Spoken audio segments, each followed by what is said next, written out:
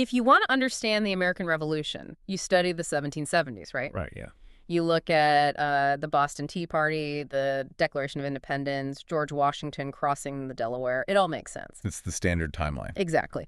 But if you want to understand the Vietnamese Revolution, starting your timeline in the 1960s is like, well, it's like walking into the theater for the last 10 minutes of a 3-hour movie. And wondering why everyone on screen is crying. Yeah, exactly. It is a fundamentally flawed starting point. Yeah. And yet it is the exact starting point most of us are taught to use. Right. Most people looked at the Vietnam conflict through a very specific, mid-20th century lens. Oh, absolutely. Like if I say Vietnam to you, the listener, chances are your brain immediately conjures up a montage of helicopters, the domino theory, the Gulf of Tonkin, the Cold War, and, protest movements in the United States. Which is understandable given the media coverage. Sure. We have been conditioned to view this entire historical epoch purely as a proxy war between global superpowers. But our sources for this deep dive paint a completely different picture. A much older picture. Yes. To truly understand the Vietnamese Revolution, you have to rewind the tape. And I don't mean rewinding it by a few decades to World War II. We have to rewind it by 2 millennia. It is a pretty jarring shift in perspective. If you don't make that shift, none of the decisions made in the 20th century will make any logical sense. Welcome to the deep dive. Today, we have an incredibly dense, fascinating stack of sources in front of us. We really do. It's a comprehensive, two-part historical analysis of the Vietnamese Revolution. And our mission for this deep dive is to unpack the incredibly complex, deep-seated roots of this conflict. Because here's the spoiler alert. It isn't just a Cold War chess match. Not at all. What we are really looking at is a perfect storm.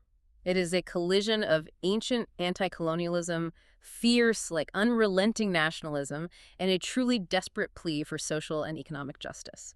That is the perfect framework.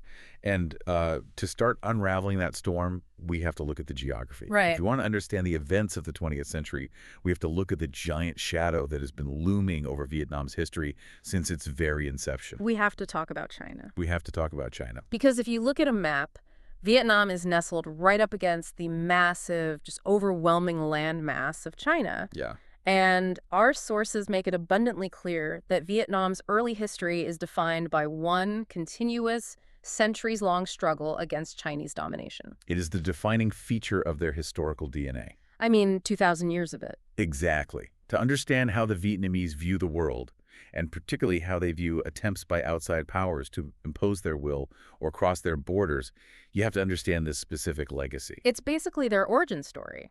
Right. The Vietnamese people originally populated the areas of what is now southern China and northern Vietnam. But very early on, as the Chinese Empire expanded southward, Vietnam was largely absorbed and considered just another province of this, massive imperial project. But the people living there absolutely rejected that categorization. Completely. And what I found so incredibly fascinating in the sources is that the very first notable push to carve out an independent state didn't even come from a native Vietnamese leader. No, it didn't. It came from a Chinese general who essentially went rogue. Yes, General Zhao Tuo, sometimes referred to historically as Truda. Truda, right? And the timeline here is crucial to wrap your head around. This is 208 BC. That's incredibly early. Over 200 years before the Roman Empire reaches its peak, this Chinese general leads a rebellion against his own Chinese masters. Wow. He looks at the territory he is governing in the south and decides to break away, establishing a separate state called Nam Viet. Which translates to the Southern Viet, meaning literally the people to the south of China. Precisely. Now, this early effort at independence was short-lived. As these things usually are against huge empires. Right. The Chinese Empire was simply too powerful, and they eventually absorbed the Nam Viet back into the imperial fold, reducing it to a province once more. But the idea was out there. Exactly. Zhao Tuo's rebellion is critical because it set a precedent. It proved that the political gravity of the region could be challenged. It marked the first of what would become dozens of attempts to assert independence from the north. I want to jump forward a bit to the next major rebellion in the sources, because this is where the history stops feeling like a dry textbook and reads like an epic blockbuster movie. Oh, the 40 AD rebellion. Yes. Yeah. The year is 40 AD. The Chinese have been pushing their administration hard, trying to assimilate the population, raising taxes. Just squeezing the locals. Squeezing them. And who rises up to lead the rebellion? It's not a male warlord or a disgruntled general. It is two women from the Vietnamese nobility, the Trung sisters. The Trung sisters are monumental. They are almost mythic figures in Vietnamese history. I can see why. They were members of the local aristocracy who decided that the Chinese exploitation had crossed a line. But they didn't just organize a political protest or write a strongly worded petition to the local Chinese governor. No, they went to war. They mobilized the countryside. They led armies. And they didn't just fight, they inflicted heavy, devastating losses on the Chinese military. They did. There is a detail in our sources that completely stopped me in my tracks. The anecdote about the battlefield. Yes. It's an anecdote about one of the sisters during a massive military campaign against the Chinese forces. She is literally in the middle of a war zone, and she goes into labor. Right on the battlefield. She gives birth on the battlefield. And instead of retreating, instead of handing the child off and going to the rear lines, she allegedly slings the newborn infant onto her back, picks up her weapons, and proceeds to lead her warriors forward into the fight. It is a staggering image. It's cinematic. It really is. And whether you view it as literal history or historical legend, it speaks volumes about the psychological identity of the Vietnamese people. How so? Well, it demonstrates a level of absolute, uncompromising dedication to the cause of independence. For the Trung sisters, and for the people who followed them, this wasn't a casual political dispute over tax rates. It was an existential fight for survival. But the reality of fighting an empire is brutal. It always is. Ultimately, the Chinese military regroups. They bring in a massive force that simply overwhelms the Vietnamese rebellion.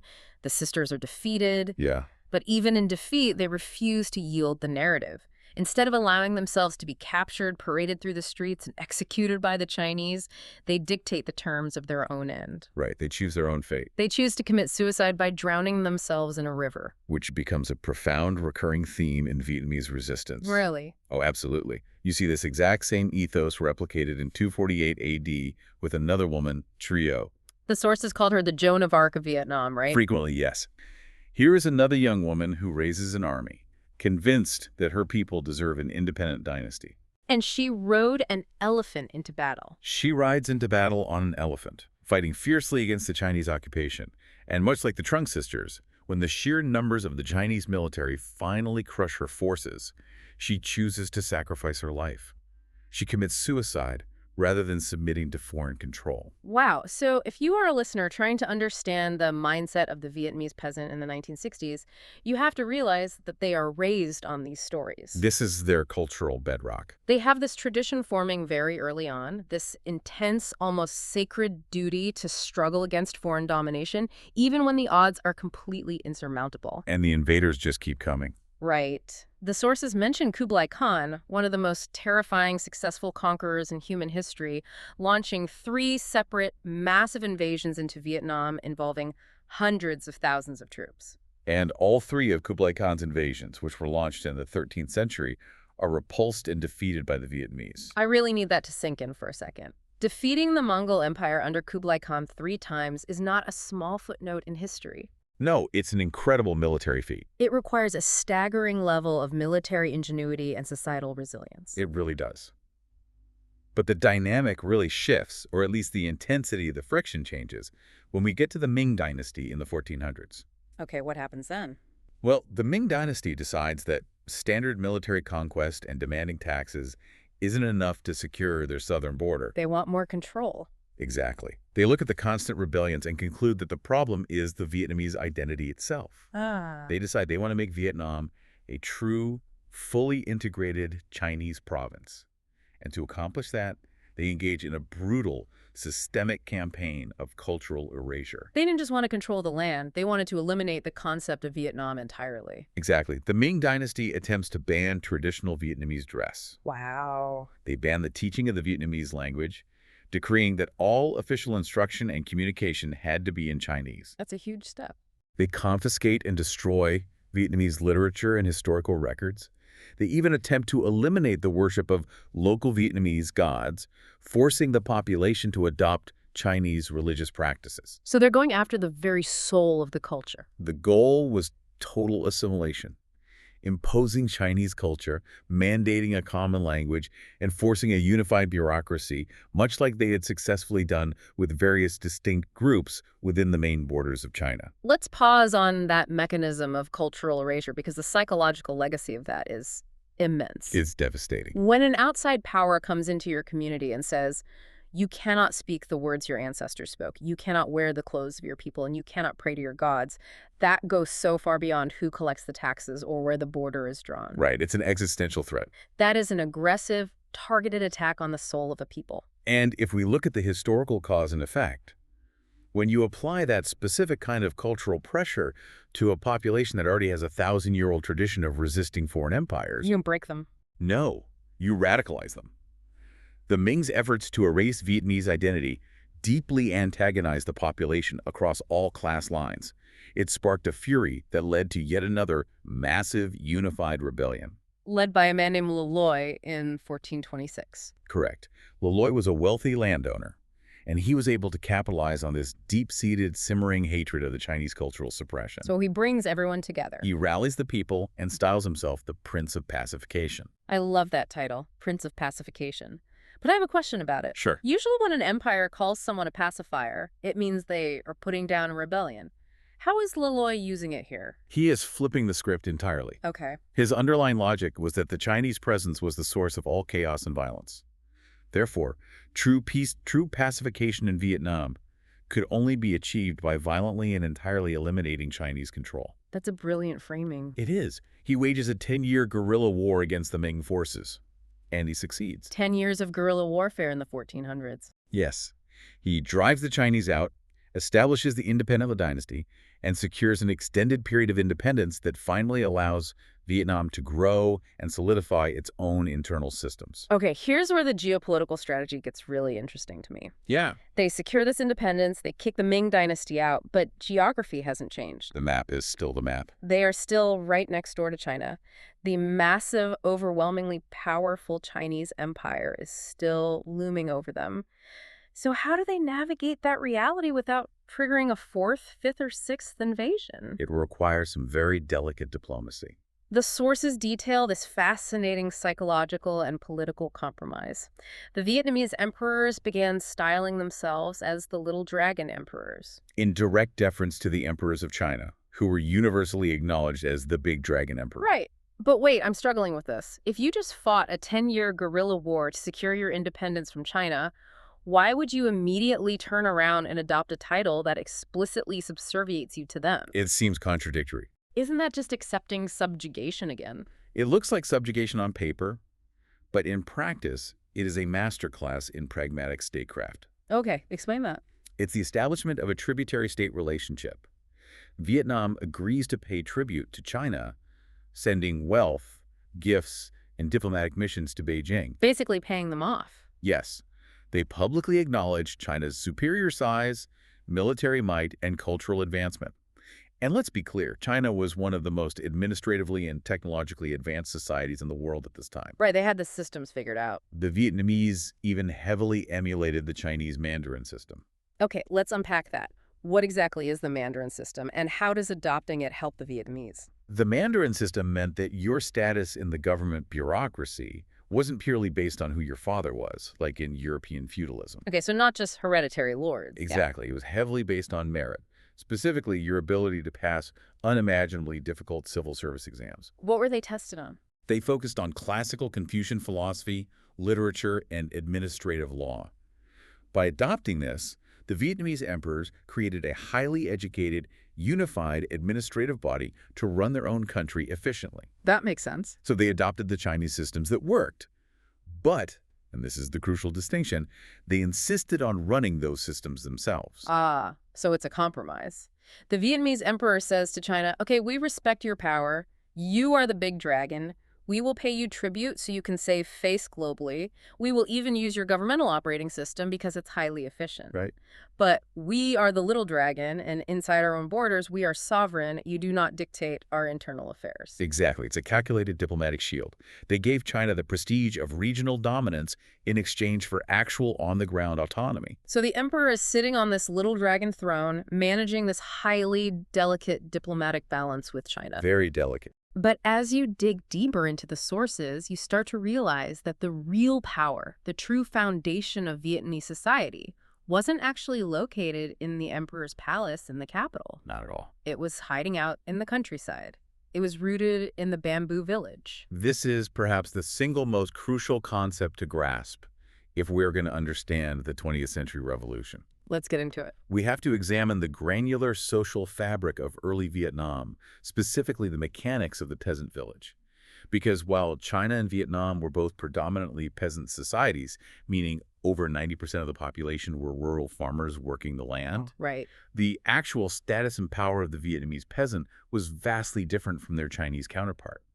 Because in China, peasants were largely just tenant farmers. Yes. They worked on massive estates owned by wealthy elites or warlords, and they could be kicked off that land at a moment's notice. They had very little autonomy. Very little. But in Vietnam, the peasants had a massive, surprising degree of independence. Staggering independence.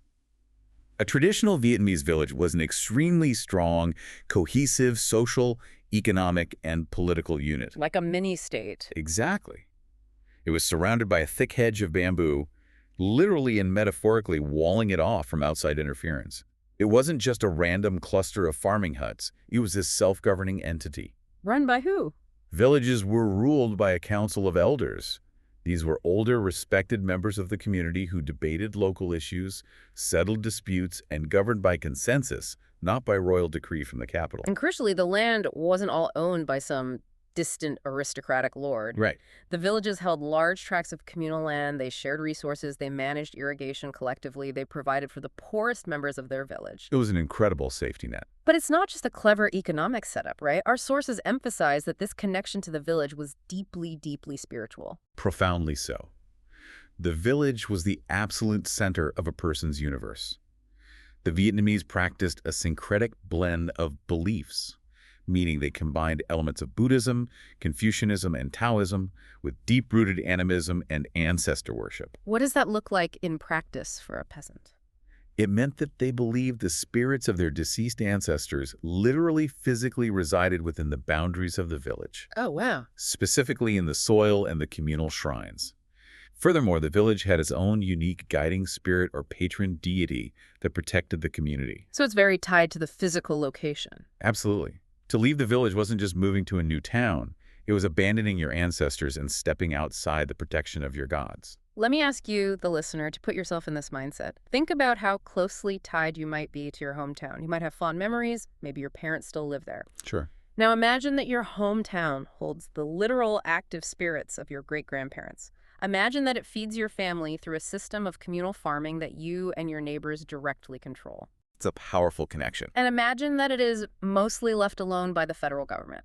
You would protect that town fiercely, right? You wouldn't let anyone mess with it. It was their entire identity.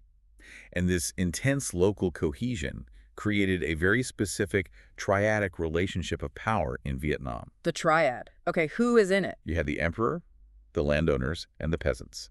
In this system, the landowners were primarily there to act as middlemen, extracting taxes and feudal dues for the empire. Okay. They did not outright own all the peasant land the way a European feudal lord owned his fiefdom. Which meant the peasants weren't afraid to push back if the landowners got too greedy. Exactly. The relationship between the wealthy landowners and the village peasants was frequently contentious. And what is fascinating about the political mechanism here is that when these disputes flared up, the emperor would very often side with the peasants against the landowners. Wait, hold on. I'm struggling with that. I know, it sounds backwards. Why would an emperor who relies on taxes to run his empire side with poor rural peasants over his own wealthy upper-class tax collectors? That feels completely counterintuitive to how feudalism usually works. You would think so, but it comes down to the cold, hard logic of political survival. How so? If you're an absolute monarch, the group that usually poses the greatest, most immediate threat to your throne isn't a disorganized mob of peasants. Oh, it's the rich guys. It is the upper class. The wealthy elites, the generals, the landowners, who might amass enough wealth and private military power to decide they want the throne for themselves. So keeping the landowners weak keeps the emperor safe. Exactly. It behooved the Vietnamese emperors to listen to peasant protests. By curbing the power of the landlords, by ensuring the peasants kept their communal lands and their independence, the emperor prevented the elite class from ever becoming strong enough to challenge the dynasty. Wow. So it is this delicate, brilliantly balanced ecosystem. Perfectly balanced. The emperor protects the peasants from the landlords, the peasants pay taxes to the emperor, and the landlords are kept in check. There is a specific phrase in the sources that perfectly captures the reality of the system. What about the village? Yeah. The emperor rules outside the village, but inside, the elders rule. It sums it up perfectly. If an order came down from a mandarin in the capital that the village elders thought would disrupt their local community, they might just quietly fail to enforce it. And because of their communal strength, they could often get away with it.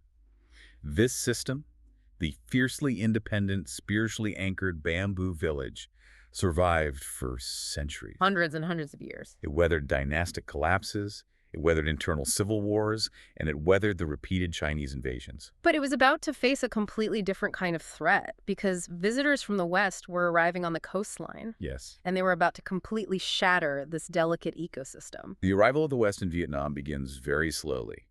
As early as 1535, Portuguese traders arrive and establish a trading post on the coast. 1535. Okay, so pretty early. But it is vital to understand their motivation. They are purely interested in commerce. They want spices, silks, and trade routes. They have no grand ambitions of territorial conquest or cultural transformation. They just want to make a buck. Exactly. The real seismic shift occurs with the arrival of the French. Because the French don't just bring merchants looking for silk. They bring modern weapons, and they bring missionaries. This is where internal Vietnamese politics and external Western ambitions fatally collide. Okay, set the scene for us. In the late 18th century, Vietnam is fractured by a massive internal rebellion. The ruling Nguyen dynasty in the south is overthrown. The surviving heir to the southern throne, a young man named Nguyen An, is desperate. He's lost everything. He has lost his kingdom, his armies are depleted, and he's on the run. To reclaim his power, he makes what essentially amounts to a deal with the devil. He turns to a French missionary, right? Yes, a man named Monseigneur Pignot de Behan. Nguyen An approaches Pignot and asks for French military assistance. He goes to the French for help against his own people. Right. Pignot travels back to the French court and advocates for Nguyen An, successfully securing French military advisors, modern artillery, and tactical support. Which was a game changer. Absolutely. With this advanced Western weaponry, Nguyen An is able to defeat his domestic enemies, conquer the entire country, and reunite Vietnam under his rule in the early 19th century. But the French didn't provide armies and artillery out of the goodness of their hearts. There is always a price for reunifying your country with foreign mercenaries. The price was an open door. An open door for what? The French demanded that, in exchange for their help, French Catholic missionaries must be allowed to operate freely and without restriction throughout Vietnam. Okay, that doesn't sound too bad on paper. Well, these weren't passive observers or simple aid workers. These were aggressive missionaries who demanded total exclusive loyalty to one Christian God. Which creates a massive systemic problem for the emperor. Our sources point out that traditional Vietnamese religious practice was highly eclectic and inclusive. Very inclusive. You could be a practicing Buddhist, engage in ancestor worship at your village shrine, and honor local animist deities all at the same time.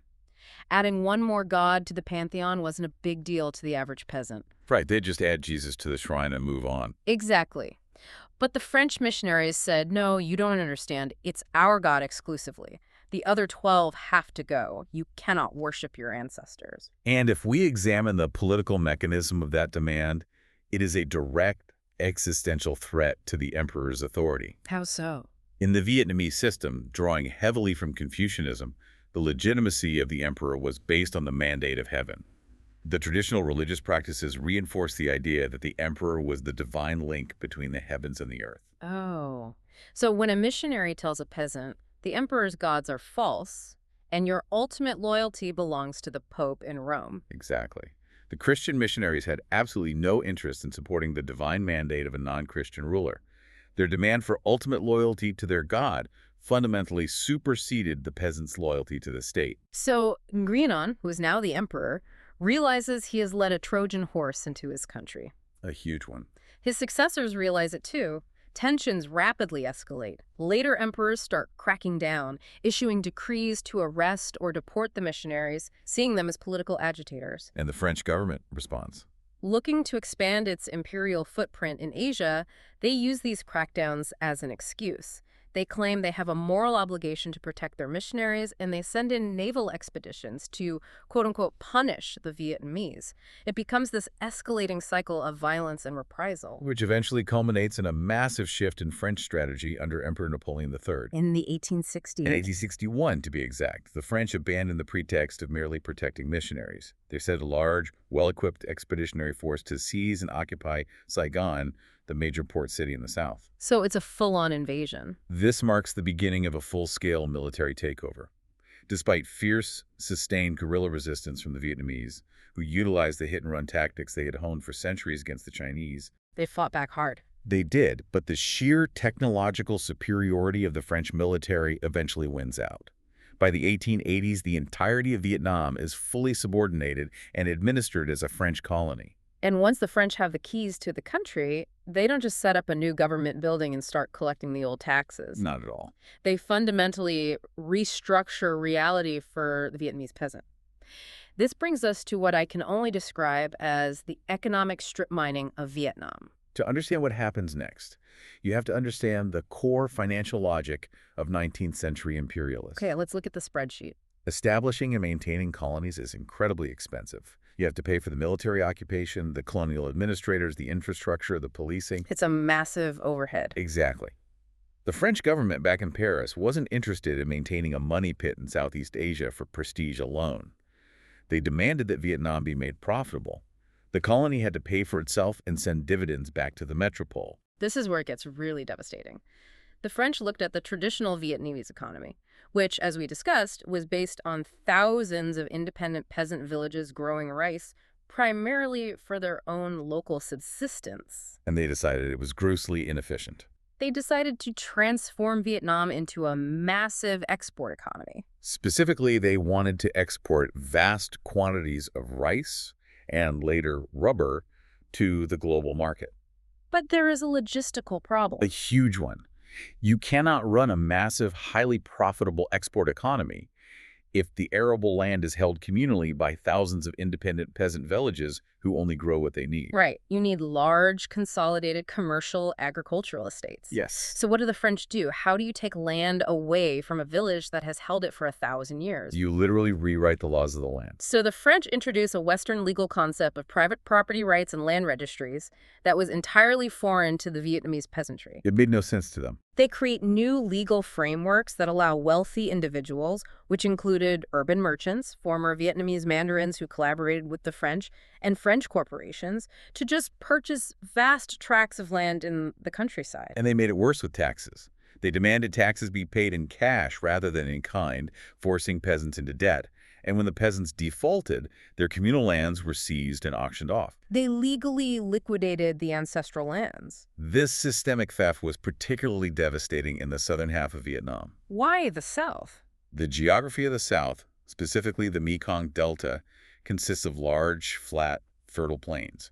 It is perfectly suited for massive commercial farming, unlike the rugged, mountainous terrain of the North. Okay. So in the South, these new laws triggered an absolute land grab. Put yourself back in the shoes of that peasant we talked about earlier. Your village, which holds the spirits of your ancestors, which feeds your family.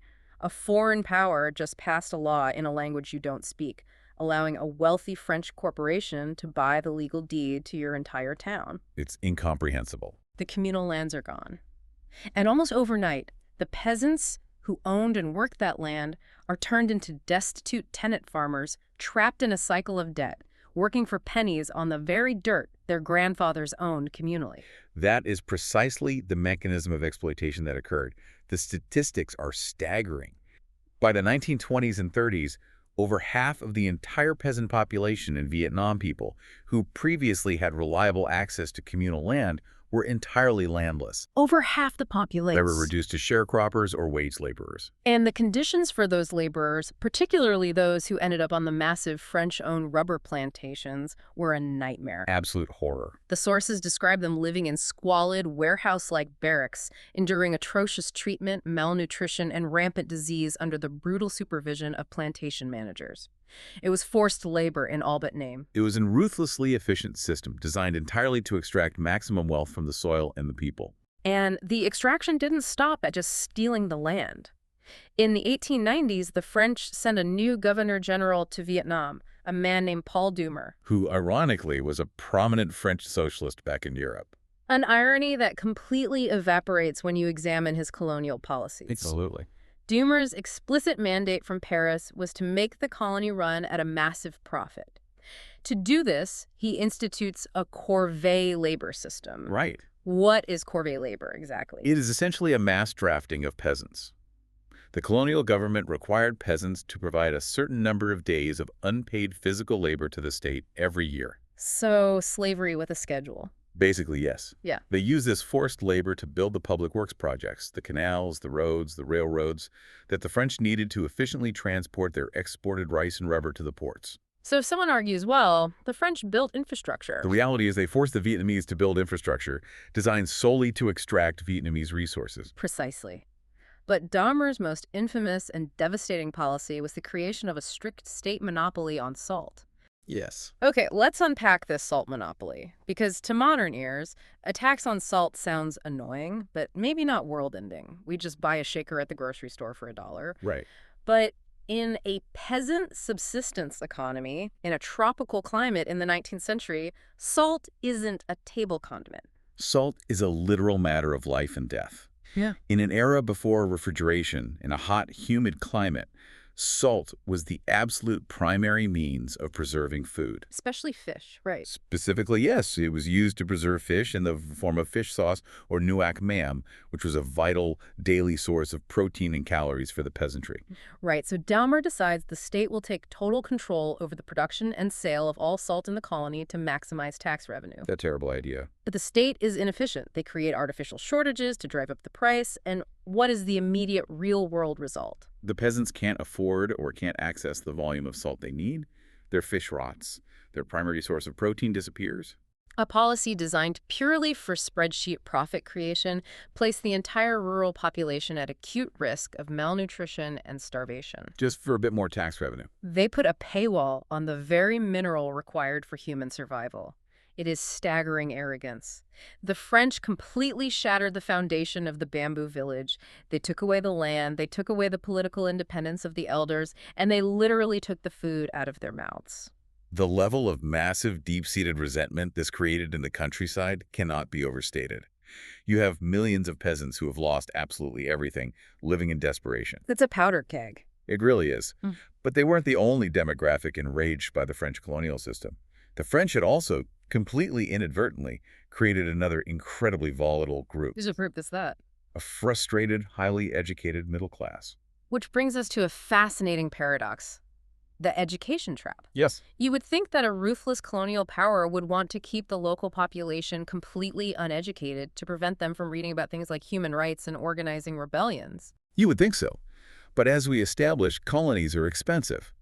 Right. The French simply could not afford to ship over thousands of French citizens from Europe to fill every low-level bureaucratic post, every provincial administrative job, every postal clerk position needed to run a country of millions. They needed local labor for the paperwork. So, out of administrative necessity, they decided to educate a small, select group of Vietnamese. They built schools, they taught them to speak and write fluent French, and they exposed them to Western literature, history, and Enlightenment ideals. Oh, that's going to backfire. Big time.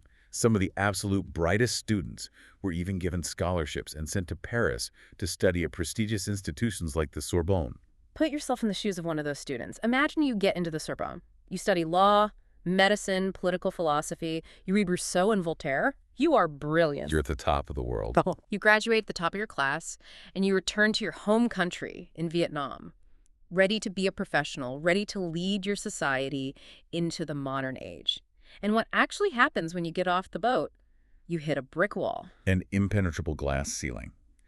The entire upper echelon of the government, the military commands, and all the higher-paying administrative and corporate roles were exclusively reserved by law for the French. No exceptions. None. And if you tried to bypass the government and go into private business, international trade and large-scale commerce were almost entirely dominated by ethnic Chinese merchants. Okay, so the local Vietnamese couldn't even break into business. A dynamic that predated the French arrival, but which the French actively maintained because it was economically convenient for them to deal with a minority merchant class. So if you are a highly educated, ambitious Vietnamese doctor or lawyer, the French institutions won't hire you for high-level positions, and you can't easily break into the merchant class to build private wealth. You are left with a prestigious Western education and absolutely zero upward mobility. Wow. You are permanently relegated to being a mid-level manager or a petty clerk in your own country, subservient to a foreign power that views you purely as a tool for administration, not as a human equal. Let me put this to the listener. Imagine spending years absorbing all these Western ideals about liberty, equality, and fraternity, only to be told by the very people who taught you those ideals that your absolute ceiling in life is pushing paper for a French governor simply because of your race. It's infuriating. What do you do with all that ambition and all that righteous anger? You start organizing. This is how revolutions are born. Yeah. You have a massive lower class deprived of their ancestral land and basic survival resources, and an educated middle class deprived of a future and a voice. It is a textbook recipe for an explosion. But the way they conceptualized this revolution had to evolve. Early on in the 1880s and 90s, the traditional elites, the mandarins who had served the old emperor, tried to lead rebellions against the French. Right, the old guard tried to fight back. But those rebellions failed. Why didn't the peasants rally behind the mandarins? Because the mandarins were fighting a war for the past. Their explicit goal was to oust the French and restore the traditional dynastic system. And the peasants didn't want that. Well, it was a system that had already proven too weak and corrupt to defend the country in the first place. They couldn't rally the massive peasant support required to defeat a modern European military because restoring an emperor didn't solve the peasants' problems. Right, it didn't get them their communal land back. Exactly. And it didn't give the educated middle class any new opportunities either. So the narrative of resistance needed a total update. And the man who provides that critical update is a thinker named Fanboy Chiao. Fanboy Chiao represents a profound pivot in Vietnamese intellectual history. Who was he? He was a former mandarin himself, deeply steeped in the classical Confucian education system. But he looks around and realizes that to defeat a modern, industrialized Western power, Vietnam cannot look backward to ancient traditions. It must modernize. He sees the writing on the wall. He argues forcefully that they have to abandon their reliance on classical education.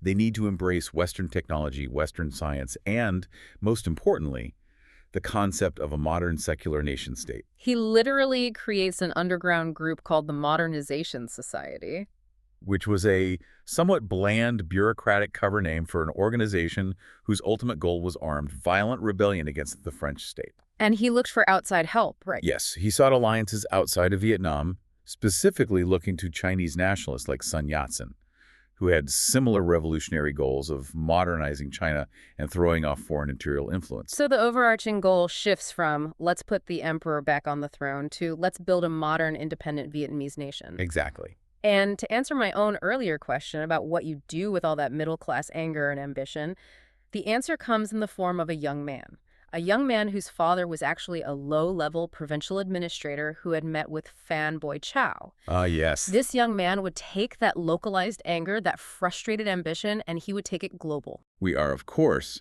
talking about the figure who would become known to the world as Ho Chi Minh. The pragmatist, the wanderer.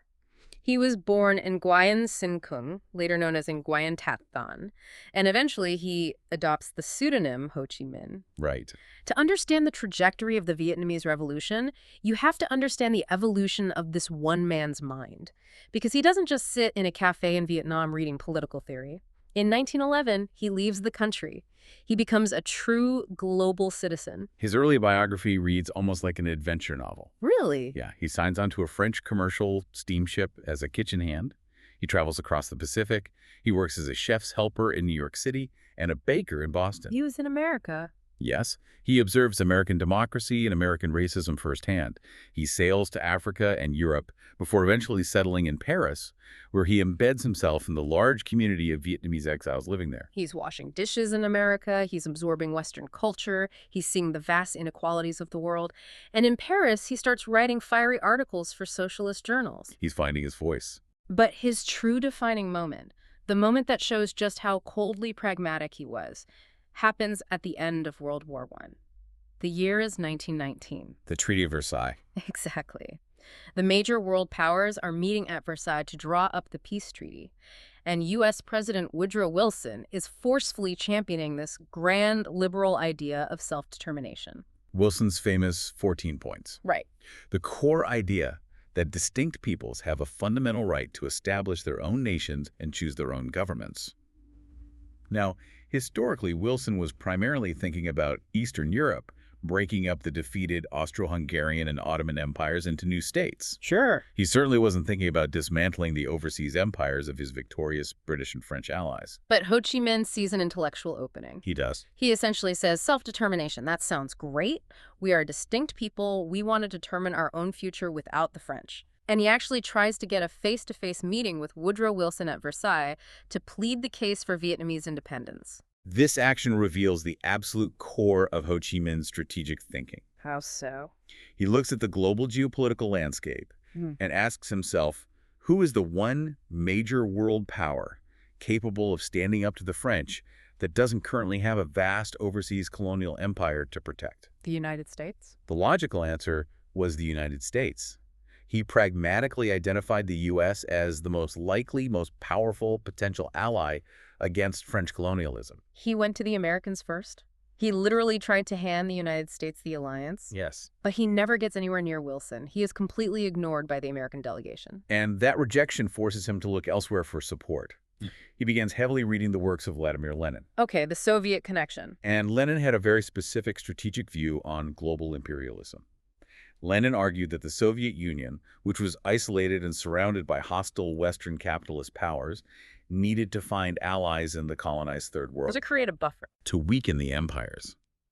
Lenin's theory was that by actively supporting anti-colonial movements in Asia and Africa, the Soviets could bleed and weaken the global grip of the European empires. Wait, I really want to emphasize this. So Ho Chi Minh didn't just read Karl Marx one afternoon and decide he hated the free market and wanted to overthrow capitalism. No, it wasn't a purely ideological awakening like that. He turned to the Soviet Union because they were literally the only major power raising their hand saying, hey, we will give you guns and training to kick out the empires. That is a crucial historical nuance that is frequently misunderstood or ignored. It's totally glossed over. Ho Chi Minh was certainly fascinated by the Soviet experiment, by their attempt to rapidly modernize an agrarian society and redistribute wealth. He travels to the USSR, joins the Communist International, receives training, and helps establish the Indo-Chinese Communist Party. Right. But he was a nationalist and a pragmatist first, and orthodox communist second. And the sources show that the hardcore communists in Moscow noticed this. Joseph Stalin himself was highly suspicious of Ho Chi Minh. Stalin believed, quite correctly, that Ho Chi Minh was far more invested in securing Vietnamese independence than he was in creating a perfect, ideologically pure Marxist-Leninist state. He had different priorities. Stalin favored strict ideological adherence to Moscow's directives. Ho Chi Minh favored whatever alliance, tactic, or strategy would successfully get the French out of his country. And that intense pragmatism, that willingness to build broad alliances regardless of strict ideological purity, is exactly how Ho built his revolutionary machine. Yes. So Ho Chi Minh realizes Stalin isn't fully on his side, and the Americans are ignoring him. He is ideologically isolated.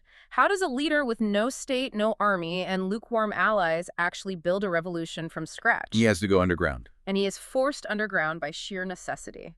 In 1929, the global economic depression hits, and it sends the global price of rice, Vietnam's primary export, under the French plummeting. Economic crashes. French landowners and merchants started hoarding rice to artificially drive up local prices, while simultaneously slashing the pay of their starving tenant farmers. It's just a brutal equation. This artificial scarcity, combined with ruthless economic exploitation, sparks a massive spontaneous peasant rebellion in the northern provinces. It was completely uncoordinated. Peasants are attacking landowners, breaking into French grain storage facilities, and the newly formed Communist Party is caught completely off guard by the timing. They knew a spontaneous, disorganized peasant rebellion would be easily crushed by the modern, heavily armed French military. They weren't ready. But they also calculated that if they sat safely on the sidelines while the peasants fought and died, they would lose all credibility as a revolutionary force. So they made the difficult choice to throw their support behind the uprising. And it goes exactly as they feared. The French military rolls in with artillery and airplanes and absolutely crushes the rebellion. It was a bloodbath. Thousands of communist cadres are executed. Thousands more are thrown into brutal island prisons. The party infrastructure is essentially smashed to pieces. They are forced entirely into the shadows. They have to learn to operate clandestinely, communicating in small, isolated cells, constantly hunted by French colonial police. And Ho Chi Minh himself is on the run across Asia. This is another crazy detail from the sources. He's being pursued by both French colonial police and British intelligence. He was a wanted man everywhere. He gets arrested by the British in Hong Kong. And to escape extradition to the French, who would certainly execute him, he fakes his own death. This part is unbelievable. He literally gets zipped into a body bag, is secretly carried out of a prison hospital, smuggled out of Hong Kong, and uses the international rumor of his death to hide in the Soviet Union and China for years. It is a story of extraordinary resilience. But this period of violent suppression and hiding hardened the movement. It forced them to adapt, to become ruthlessly disciplined, and to root themselves deeply into the surviving village structures in the remote northern mountains. They had to rely on the bamboo villages again. Exactly. And then global events provide them with a massive, unexpected opportunity, World War II. The Japanese Empire sweeps across Asia and occupies Vietnam. But here's the twist. The Japanese don't kick out the French administrators. No, they make an arrangement. They just take over the pop spot, park their military garrisons there, and let the French bureaucrats keep running the day-to-day operations of the colony. For the communists, this provided a perfect dual target. They could rally the population against both the invading Japanese imperialists and the collaborating French colonialists. The ultimate common enemy. Seeing this opportunity, Ho Chi Minh returns to Vietnam and establishes the Viet Minh. Which stands for the League for the Independence of Vietnam. Exactly. And again, notice the pragmatism at play. He doesn't call it the Communist Front of Vietnam. Right. The Viet Minh is specifically designed as a broad, highly inclusive coalition. It welcomes moderate nationalists, students, urban intellectuals, rural tribal groups. Anyone willing to fight for independence is welcome under the tent. It's a huge umbrella. They even actively worked with American intelligence, the OSS, which was the precursor to the CIA. Yes. During WWII, the Viet Minh actively helped rescue downed American pilots who had been shot out of the sky over the region by the Japanese. They provided intelligence on Japanese troop movements. They were very useful allies. Ho Chi Minh is once again trying to prove to the United States that they are useful, reliable allies. And when Japan's empire suddenly collapses after the atomic bombs in 1945, there's a sudden power vacuum in Vietnam. And Ho moves fast. Ho rushes his forces into Hanoi. He stands on a balcony in front of a massive crowd and officially declares the independence of Vietnam. And in that Declaration of Independence, he deliberately quotes directly from Thomas Jefferson and the U.S. Declaration of Independence. He is virtually screaming at the United States, "Look at us. We are doing exactly what you did against the British in 1776. We are fighting an empire. Support us." But the geopolitical calculus of the United States had completely shifted. Why? What changed? World War II was over, and the Cold War was beginning. The primary concern in Washington wasn't anti-colonialism in Asia. It was a devastated Western Europe and the looming threat of the Soviet Union marching westward. Okay, the Iron Curtain. The U.S. needed a strong, stable France to act as a democratic bulwark against Soviet expansion in Europe. And the French made it clear. If the U.S. supported Vietnamese independence, France might align with the Soviets. Wow, they played the U.S. So the U.S. actively chose to ignore Ho Chi Minh's appeals once again, and instead provided the transport ships and funding to allow the French military to return to Vietnam to reclaim their colony. It's just devastating when you look at the timeline. Twice he reaches out directly to the U.S. Twice he is ignored because of broader global chess moves happening thousands of miles away. It's a real tragedy. So the French return with guns blazing, and we enter the First Indochina War, stretching from 1946 to 1954. And the military architect for the Viet Minh during this brutal war is a man named General Von Grinh Giap. who wasn't even a professionally trained military man. He was a former history teacher who had gone through the French university system. He was a brilliant, ardent nationalist whose wife had died tragically in a French colonial prison. Giap deeply understands that he cannot defeat the heavily armed French army in conventional set-piece battles. He doesn't have the tanks or the planes. He utilizes a masterful strategy of guerrilla warfare. He uses the rugged terrain of northern Vietnam to his advantage, drawing the French out of their fortified cities and ambushing their supply lines and relief columns in the jungle. It is a brutal, bloody slog that goes on for years. The French public is getting tired of the war. Very tired. The French military commanders realize they are bleeding to death by 1,000 cuts. They decide they need a massive, decisive knockout blow. They come up with a plan that seems brilliant on paper, but ends in one of the most absolute humiliating disasters in military history. The Battle of Dien Bien Phu. Dien Bien Phu. The French military decides to establish a massive, heavily fortified base in a remote valley in the northwest called Dien Bien Phu. Their strategy was to create a target so tempting that Giap would be forced to lure his Viet Minh forces out into the open to attack it. The honeypot. At which point, the French would destroy the Viet Minh using their vastly superior artillery and air power.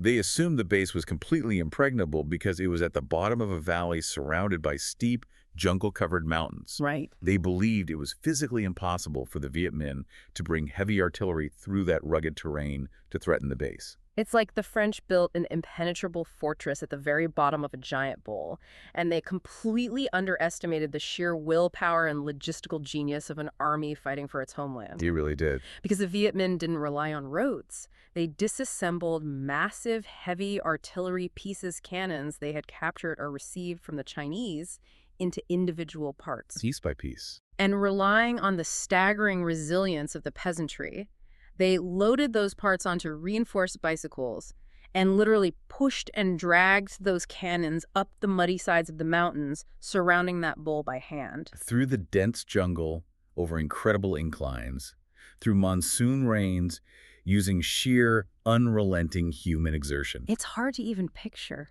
They mobilized tens of thousands of peasants to act as a human supply chain. And they camouflaged the reassembled cannons in the caves overlooking the valley so perfectly that French reconnaissance flights couldn't spot them. Once they had the artillery positioned in the mountains overlooking the French airstrip, the trap snapped shut. The Viet Minh begin raining fire down into the bowl. The French are completely shocked. Their airstrip is quickly destroyed, meaning they can't fly in supplies or evacuate the wounded. It was over before they knew it. The French air support is neutralized by bad weather and Viet Minh anti-aircraft fire. The French soldiers are trapped in muddy trenches, being shelled into submission. Finally, after weeks of horrific fighting, the French are forced to surrender. It is a stunning, humiliating defeat for a modern Western colonial power. The Viet Minh, against all odds, have won the war. On the battlefield, yes, they achieved a total victory. Right. But the ultimate fate of the country wasn't decided on the battlefield. It was decided at the peace talks in Geneva in 1954. Oh, the Geneva Accords. The Viet Minh delegations arrive in Geneva, expecting to be formally granted control of the entire unified country of Vietnam, which they felt they had earned in blood. But the great powers, including the United States, who were now deeply paranoid about a communist victory spreading through Asia, refused to allow it. So what happens? And in a stunning historical twist, the compromise that ultimately denies the Viet Minh full victory is suggested by their own ideological allies, the Chinese communists, represented by Zhou Enlai. Wait, the Chinese communists betray the Vietnamese communists. Why would they do that? Zhou Enlai steps in and suggests temporarily splitting Vietnam in half at the 17th parallel. The communists would get the north, and a non-communist government would temporarily run the south, with a promise of national elections to unify the country 2 years later. Why does China do this? Because it aligns perfectly with a long-standing, centuries-old Chinese foreign policy objective. You never, ever allow a strong, unified, potentially rival military state to form on your southern border. Wow. Even communist China vastly preferred a divided, weaker Vietnam to a strong, unified, independent Vietnam right on their doorstep. Ho Chi Minh must have been absolutely furious. The sources mention he felt the Chinese were perfectly willing to fight the West down to the last drop of Vietnamese blood. It was a bitter pill to swallow. The victory is snatched away at the negotiating table by his own allies. The country is split in two, And this artificial partition sets the stage for the massive tragic conflict of the second half of the 20th century. Following Geneva, we enter the era of two Vietnams. In the north, the communists take full control of the government, and their initial domestic policies are exceptionally brutal. Like what? Following the advice of Chinese advisors, they initiate highly aggressive land reforms. They actively foment class warfare in the villages, encouraging poorer peasants to publicly denounce, attack, and execute wealthier landowners or anyone deemed an enemy of the people. That sounds like a nightmare. It leads to widespread terror, violence, and even sparks a peasant rebellion against the communist leadership itself in 1956. But Ho Chi Minh, the ultimate pragmatist, realizes they've gone too far, right? He realizes they are destroying the very villages they fought to save. Exactly. Unlike Stalin or Mao, who typically responded to internal rebellions by simply purging millions of people, Ho Chi Minh pragmatically backs down. He actually apologizes. He publicly apologizes for the errors.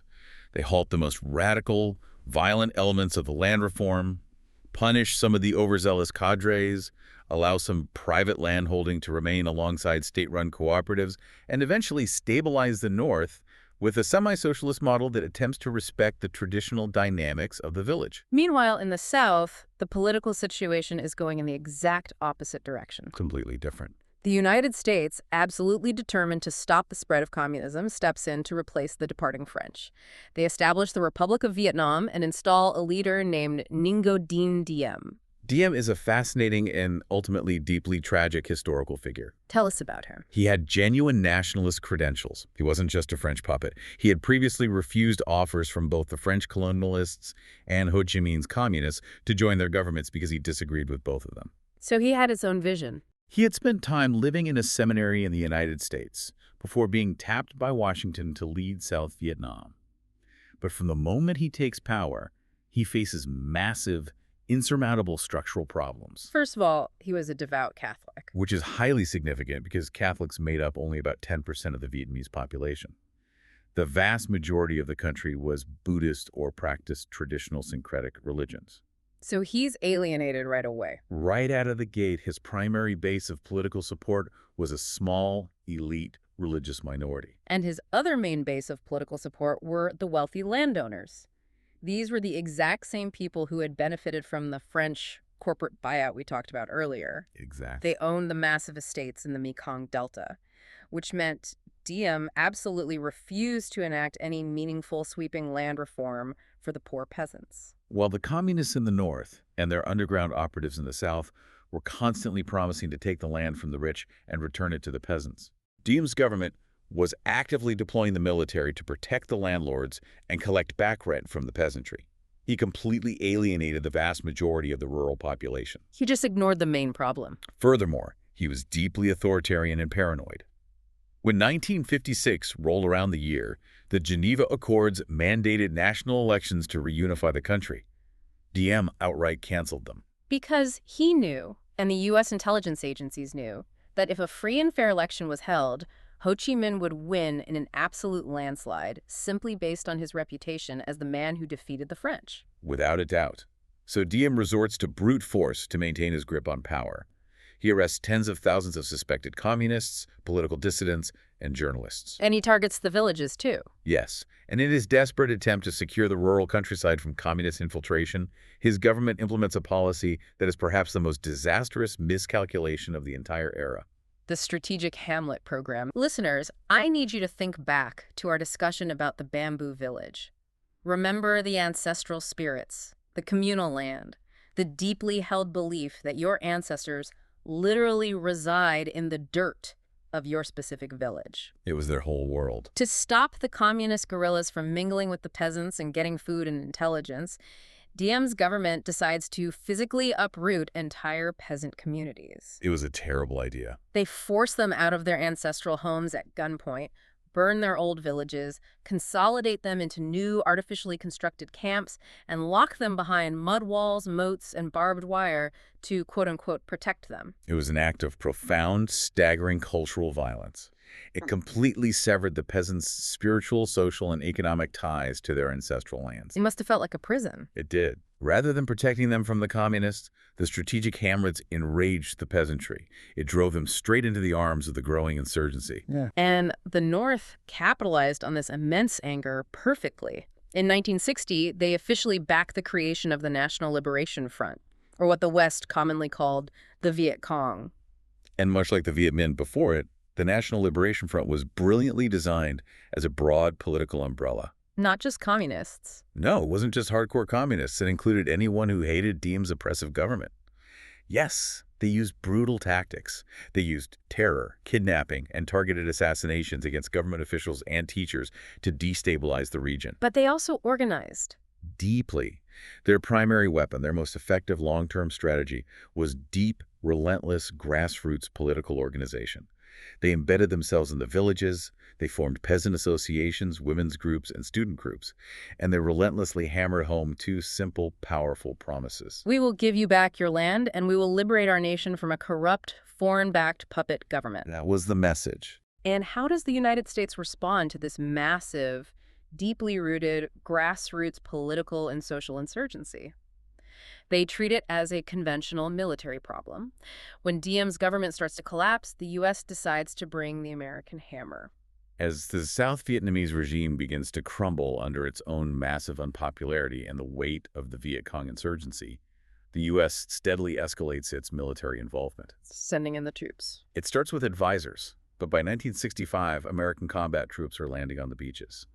By 1969, there are over 450,000 heavily armed American troops deployed in Vietnam. That is a massive force. The core U.S. military strategy relied on massive, overwhelming firepower. They used heavy artillery, millions of tons of bombs dropped from B-52s, and chemical defoliants like Agent Orange to destroy the jungle canopy and win a war of sheer attrition. They even launched programs like Operation Phoenix, which was an organized intelligence effort to identify and literally assassinate thousands of communist political leaders in the countryside to break their infrastructure. But these conventional military tactics, fundamentally, tragically, misread the true nature of the conflict.